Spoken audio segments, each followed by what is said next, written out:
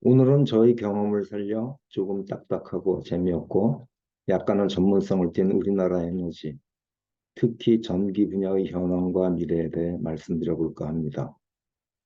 여기 있는 숫자들은 제가 현업을 떠난 지 한참 되다 보니 오늘 현재의 통계를 구할 수가 없어 인터넷을 열심히 뒤져서 보한 2, 3년 전의 숫자이지만 오늘 현재의 자료와 비교해도 크게 다르지는 않을 것으로 생각되며 숫자 자체보다는 큰 흐름을 보는 쪽으로 이해하여 주시면 감사하겠습니다. AI가 선정한 5가지 수호 주제가 저희 생각과 거의 일치하여 그대로 진행하게 되었으며 그 5가지 주제는 우리나라의 전력 현황, 우리나라 전력의 미래, 신재생에너지 전망, 전력 생산에 있어 큰 과제, 전력 소요를 줄이기 위한 노력 순으로 진행하도록 하겠습니다. 먼저 우리나라 전력 현황을 보려면 연료에 따른 발전 원별 설비 용량, 발전 원가, 정산 단가, 그리고 세계에서 우리나라 전력 산업의 위치를 보시면 되겠습니다. 이 슬라이드는 우리나라 전체 발전소를 발전사별로 보여주는 것이며 민간 발전사와 수자원공사 발전사를 포함한 것입니다. 여기서 발전사라 함은 김대중 정부에 의해 한국전력을 발전을 담당하는 6개 발전사와 송배전 판매를 담당하는 한전으로 분사한 것을 말합니다. 당초 외국 자본이나 국내사에 매각하여 민영화를 목표로 하였으나 발전소 2개만 GS파워로 민영화가 되었으며 경제나 경영 측면에서 많은 의문을 남긴 채 나머지는 그대로 분사가 된 채로 당초 의도와는 다르게 또 다른 거대 조직으로 남게 되었습니다. 발전 원별 설비 용량을 보면 석탄을 연료로 하는 기력이 29%, LNG를 연료로 하는 복합이 25%를 차지하고 나머지 원자력과 신재생이 각각 17%를 차지하고 있습니다. 이 수치는 전 정권에서 원자력을 등한시하고 신재생에 몰두한 결과이며 이전에는 원자력이 30% 이상의 설비 용량을 가지고 있었습니다. 연료별 발전 원가를 보시면 단연코 원자력 발전의 원가가 제일 낮고 신재생과 LNG가 높은 것을 보실 수 있습니다.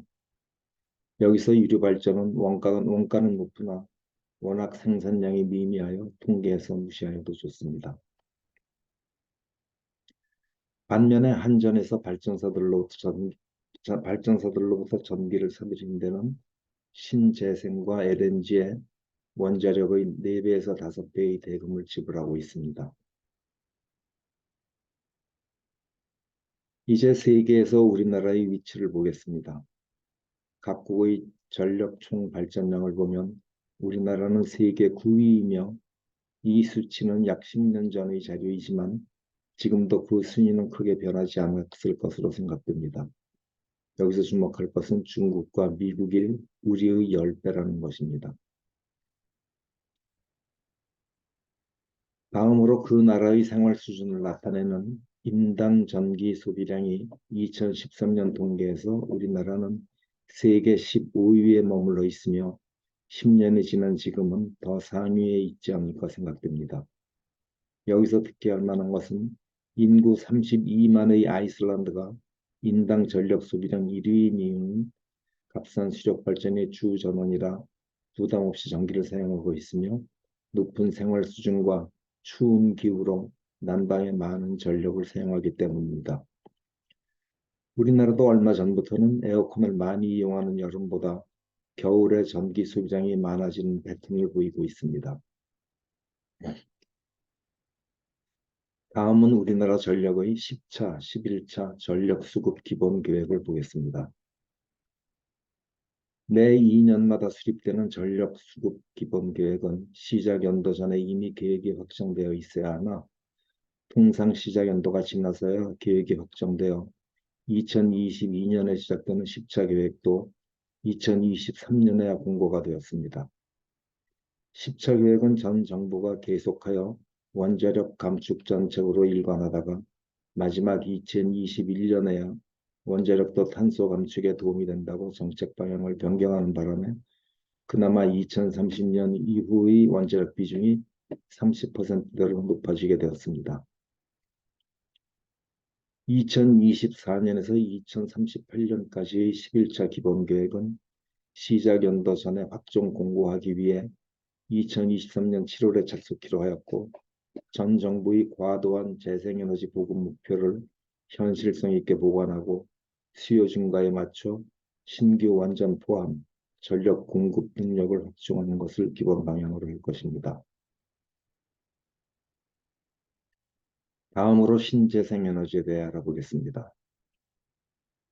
우선 지난 대통령 선거 때 후보자들 간 논쟁이 있었던 RE100이란 R200이 아닌 리뉴어블 에너지 100%의 약자로 민간에 의해 만들어진 2050년까지 100% 재생에너지를 사용했다는 국제적 기업 간 협약입니다.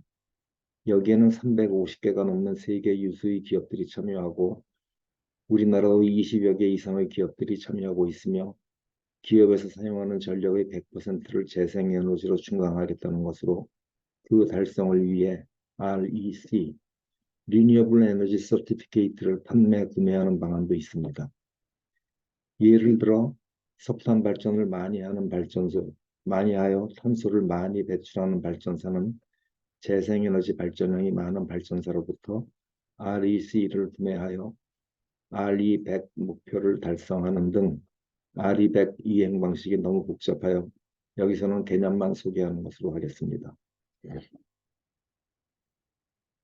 2019년 발전원별 설비 비중을 보면 원자력은 19%인 반면 신재생에너지가 13%로 그 구성은 태양광 67%, 수력 10%, 풍력 10%, 기타 13%로 되어 있습니다.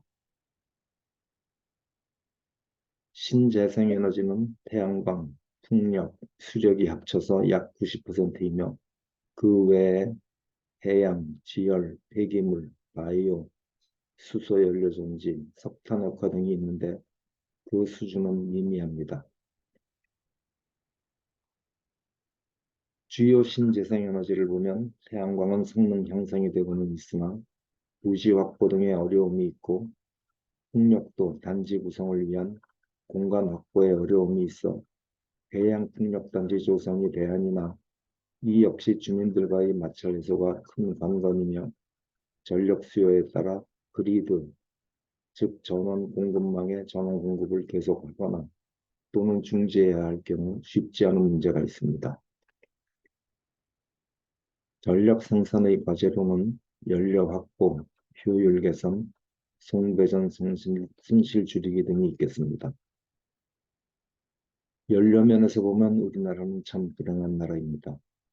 대부분의 연료를 수입에 의존하여 에너지 안보에 매우 취약하며 그나마 그 충격을 완화하기 위해서는 비축량 확대, 장기 계약 체결, 수입선 다변, 해외 자원 개발 등을 통해 안정적 연료 확보를 해야 하겠습니다. 연료 확보와 더불어 소내 전력 절감, 설비 업그레이드, 과감한 노후기기 교체, 철저한 예방 정비 등을 통해 생산 효율을 개선해야 하겠습니다. 전기 생산에 대한 연료 효율 향상 외에도 송배전에서의 손실을 줄이는 것도 큰 숙제가 하겠습니다. 한전통계에 의하면 2014년에서 2018년까지 5년간의 송배전 손실이 8조 원을 넘는다고 하니 송전 전압을 2배 올리면 송전 손실은 4배로 줄어드는 원리에 입각하여 지금은 345kV가 주요 송전 전압이지만 초고압 765kV로의 송전 확대, 초고압 직류 송전 등 송전 방식에 더 많은 개선이 필요하다고 하겠습니다. 다음은 수요 절감 노력입니다. 첫 번째는 소비 에너지 효율 개선으로 에너지 공급자 효율 향상 제도 EERS를 의무화하고 다음으로는 대기 전력 절감, 고효율 기자재 인증, 효율 등급제 등 지금은 각각 유지되고 있는 3대 효율 관리 제도와 제도의 과감한 정비 통합을 통해 규제 혁신을 하여야 하겠습니다. 마지막으로 전력 수요 관리와 ESS에 대해 말씀드리면 ESS입니다. ESS에 대해 말씀드리면 먼저 긴급 절전, 건물 냉난방 원격 관리, 최대 전력 관리를 통한 최대 수요 억제와 야간 전력을 이용한 최대 수요 이전, 기저부하 증대, 고효율기기 보급을 통한 부하 관리를 하여야 하겠으며 마지막으로 전기 자동차의 보급이 확대됨에 따라 전기 자동차 배터리를 자동차만이 아닌 일반 전기 공급용으로도 사용할 수 있는 에너지 스토리지 시스템으로 활용하는 방안도 심도 있게 연구할 필요가 있다고 생각합니다. 이것으로 우리나라 전력의 현황과 미래에 대한 제 발표를 마치도록 하겠습니다. 감사합니다.